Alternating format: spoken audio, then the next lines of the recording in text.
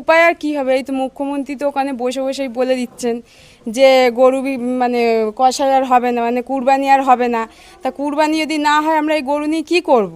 আমরা বাচ্চা কাচ্চা মানুষ করব কি করে? পড়াশুনো শেখাবো কী করে? আমরা পেটের জ্বালা আমরা খাবো কী করে? এই ব্যবসা যদি না করতে পারি আমরা খাবো কী করে? আমাদের স্বামী সন্তান সব কী ভেসে যাবে, গলায় দড়ি দিয়ে মরবে। আমাদের এই গরুগুলো একদম দুধ নেই গরুর। এই গরুর যদি দুধ না থাকে আমরা এই গরু নিয়ে কি করব? এক একটা গরুর পিছনে প্রত্যেকদিন কেমন খরচ হয়? এক একটা গরুর পিছনে পার ডে 500-600 টাকা করে খরচা হয়।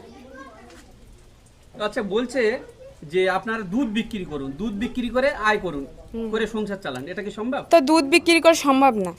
একটা গরুর যদি আমি আনি, যদি দুধ হয়তো আমার 3 মাস 4 মাস থাকলো, সেই গরুটা হয়তো আর দোয়াই করতে পারবো না। সেই গরুটা আমরা কি করব? সেই গরুটা আমরা খাটালে রেখে কি করতে পারি?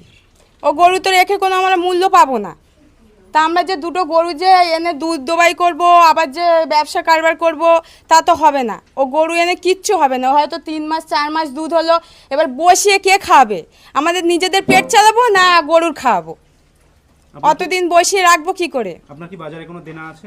দেনা রয়েছে, কেমন আমার টাকা? 4-5 লাখ টাকা দেনা রয়েছে। আমাদের সব দেনা, সব সুদ লোন করে আমাদের সব গরু তোলা। আমাদের নিজেদের কোনো ইয়ে নেই। আমাদের যা এই এতদিন কষ্ট করে, এই গরুর ব্যবসা কত কষ্ট, আমরা রাত দিন খেটে করে আমরা খুব কষ্ট করে আমরা এই ব্যবসা বজায় করেছি। এতদিন আমরা এত কষ্ট করে এই ব্যবসা দাঁড় করেছি, এখন যদি আমাদের এতে কিচ্ছু না পাই, মূল্য যদি কিচ্ছু না পাই, তাহলে আমরা এই ব্যবসা করে আমরা তো একদম পথের জলে ভাসবো, আমরা তো না খেয়ে মরবো। মুখ্যমন্ত্রী তো আমাদের পেটে লাথি মারছে। কেন? ওই হিন্দু মুসলমান তো আমরা ভাই ভাই, কেন উনি এরকম কেন করবেন? কিসের জন্য করবেন এইগুলো? আমরা তো হিন্দু মুসলমান ভাই ভাই, আমাদের তো কোনো আপত্তি নেই। মুসলিমরা কুরবানি দেয়, দিক গে না, যাদের ধর্ম তারা পালন করুক, আমাদের ধর্ম আমরা পালন করব। কুরবানি দেয় দিক, তাদের মসজিদ কেন ভাঙা হবে? তারা তাদেরটা পালন করুক, আমাদের মন্দির আমাদের থাকুক, আমরা পালন করি। আমাদের একটা দেবতা। হ্যাঁ, গরু একটা দেবতা, গরু গোমাতা, ঠিক আছে, আমাদেরও গোমাতা। তাহলে এইটা তো আমাদের ব্যবসা, আমাদের ব্যবসা করে খেতে হবে, ব্যবসা করে খেতে হবে তো এই গরুটা। না, অনেকে বলছে ভগবানকে নিয়ে ব্যবসা করবে, এটাও বলতে চাইছে। ভগবান, তাহলে তো সব দোকানে যারা এইসব ব্যবসা করছে, কাটাইয়ের ব্যবসা করছে, তাহলে তো কোনো ব্যবসাদার একটা মুরগি কাটতে পারবে না, একটা হাঁস কাটতে পারবে না, একটা ছাগল কাটতে পারবে না।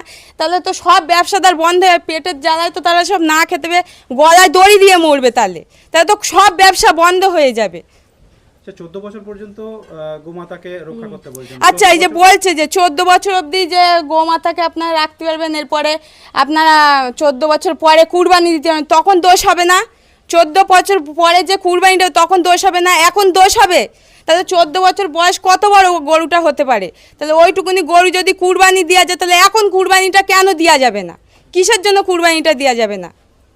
14 বছর পর্যন্ত কি গরু বাঁচে? আর 14 বছর মানুষের গ্যারান্টি দেওয়া যায় না, তাই একটা 14 বছর একটা গরুর কি করে আমরা গ্যারান্টিটা দিতে পারি? এই আইনটা ছিল আগেকার সময়, সেই 50 হ্যাঁ, সালে তৈরি করা। 1950 সালে এই নিয়মটা পালন করেছে ওনারা, মানে সে তো আমরা জানি না, আমরা তো এসব কিচ্ছু জানি না। আমরা তো শুনিনি, আমরা টিএমসির আমলে, সিপিএমের আমলে আমরা তো এসব কিচ্ছু দেখিনি। কিন্তু এখন বিজেপি যেই উঠেছে, তখন এখন এইসব দেখা যাচ্ছে। মসজিদ ভাঙা হচ্ছে, ব্যবসাদারদের পেটে লাথি মারছে, তারা খেতে পারবে না, বসতে পারবে না।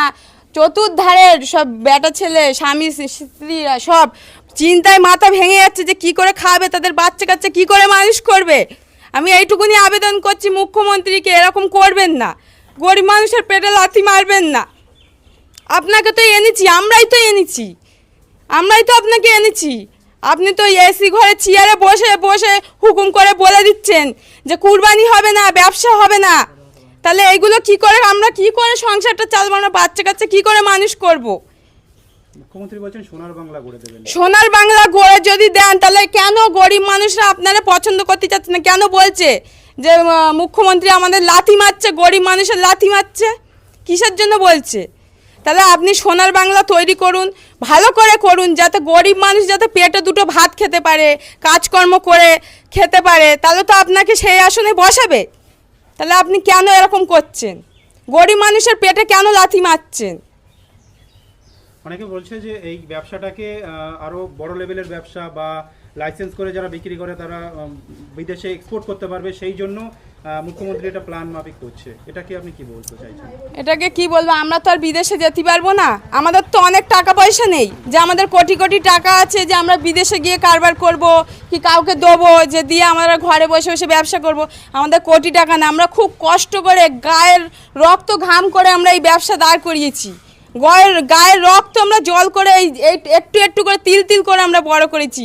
তো এইটুকু দিয়ে যে আমরা যেটুকুই পারি সামর্থ্য করে আমরা এইটুকু করছি। আমাদের বিদেশেও যাওয়ার ক্ষমতা নেই, আমরা বিদেশে রপ্তানি করারও আমাদের টাকা নেই যে আমরা কোটি কোটি টাকা দেবো। আমাদের এইটুকুই সামর্থ্য, আমরা এইটুকু নিয়ে সুখে থাকতে চাই। এইটুকুই আপনাদের কাছে, মুখ্যমন্ত্রীর কাছে আমার এইটুকু আবেদন যে আমরা যেটুকু নিয়ে আমরা বাঁচতে চাই এইটুকু নিয়ে আপনি বাঁচান, আমাদের মেরে ফেলবেন না। তাহলে আমরা বাচ্চা কাচ্চাগুলো কী করে পড়াশোনা শেখাবো, কী করে মানুষ করব? আচ্ছা, কোনো যদি এখানে কোনো খরিদ্দার আসে, কোনো পুলিশি মানে ঝামেলার মধ্যে পড়ছেন নাকি নর্মাল কোনো পুলিশ? এখন আমাদের এদিকে কোনো পুলিশ টুলিশ আসেনি, এই এসেছে এইদিকে, তাহলে পুলিশ এসেছে। আমার বাড়িটা একটু ভিতর দিকে, আমি জানি না, তা যদিও আসে তাদের সঙ্গেও কথা বলবো, আলোচনা হবে যাতে সুযোগ সুবিধা দেয় তারাও যেন গিয়ে কথা বলুক মুখ্যমন্ত্রীর সঙ্গে, শুভেন্দু অধিকারের সঙ্গে কথা বলুক, যেন গরিব মানুষের পেটে না লাথি মারে, আমাদের ব্যবসাটা ভালো করে করুক। এখন অন্তত এখনো পাশে ভাইপোকে দেখতে পাচ্ছি, কদিন পরে ভাইপোকে দেখতে পাবো, পিসির পাশে নেই। ডোমকল পঞ্চায়েত সমিতি থেকে বিভিন্ন গ্রাম পঞ্চায়েতে অনাস্থা দেখা দিচ্ছে, পঞ্চায়েত সমিতি ভেঙে যাচ্ছে, এমনকি অনেক তৃণমূল কর্মীরা কংগ্রেস সহ সিপিএম এ যোগদান করছে, এই নিয়ে কি বলবেন? প্রথমত রাজ্যের মানুষ তাদের প্রতি অনাস্থা জানিয়েছেন, সেই জন্য যারা পঞ্চায়েত, পুরসভা, জেলা পরিষদ চালায় তারাও বুঝেছে মানুষের অনাস্থা আছে। এই সুযোগে তৃণমূলের মধ্যে অনেক নিজের মধ্যে অন্তর্বিরোধ ছিল, তারা একে অপরকে বরদাস্ত করতে পারছিল না। এই তৃণমূল তো প্রধান উপপ্রধান একে অপরকে খুন করেছে, এরকম উদাহরণ আছে। সেই জন্য দেখা যাচ্ছে অনাস্থা আসছে, এবং মমতা ব্যানার্জি এই জন্য অনাস্থা 2.5 বছর করতে পারবে না, এরকম একটা আইন করেছিলেন, না তো প্রতিদিন অনাস্থা হতো। তো এটা কোনো খারাপ না, কারণ মেজরিটি যার থাকবে সেই চালাবে। কিন্তু এই যে এই দল থেকে ওই দলে চলে যাচ্ছে, এই দলে কংগ্রেসে চলে যাচ্ছে, এটা ঠিক নয়। একসময় কংগ্রেস থেকে সব তৃণমূলের বিরোধী ছিল, আবার তৃণমূল থেকে কংগ্রেসের বিরোধী, এটা ঠিক না। সিপিএম পরিষ্কার বলেছে যে মানুষের রায় নিতে হবে, মানুষ যাকে সমর্থন করবেন গণতন্ত্রে তারাই চালাবে। শুধুমাত্র রেডিমেড নেতা এদিক থেকে ওদিক, ওদিক থেকে ওদিক হলে আসলে এরা সব একই গোডাউনের মাল, শুধু আগে একটা শোরুমে গিয়ে বসে যায়। মাইক নিয়ে কি বললেন? বর্তমানে রাজ্যের বিভিন্ন জায়গায় মাইক বসিয়ে দিয়েছে এবং শব্দ দূষণ বলে প্রশাসন একে কার্যকর করে বিভিন্ন এলাকায়, নদিয়া সহ মুর্শিদাবাদ তেমনটা খবর নেই, কিন্তু নদিয়ার বিভিন্ন এলাকায় মাইক নামিয়ে দিয়েছে। বাবু যতক্ষণ পারিষদগণ বলে তত গুণ। দেখা গেছে কিছু উৎসাহী পুলিশ, কিছু উৎসাহী বিজেপির কর্মী, কিছু তৃণমূলের লোক রাতারাতি যারা বিজেপি হয়েছে তারা এইসব করতে আরম্ভ করেছে। কিন্তু আমরা বারবার বলেছি আইন মোতাবেক হবে, যে যা ধর্ম পালন করবে সংবিধান অনুযায়ী, গণতন্ত্র অনুযায়ী, আইন অনুযায়ী। একজনের ধর্ম পালন, উৎসব পালন যাতে অন্য কারুর কষ্ট না হয়, বেদনা বা যন্ত্রণার কারণ না হয়। আবার অন্য একজনের আনন্দ উৎসবকে যাতে ম্লান করা হয়, ধর্মাচরণকে বাধা দেওয়া হয়, সেটাও করা যাবে না গণতন্ত্রে।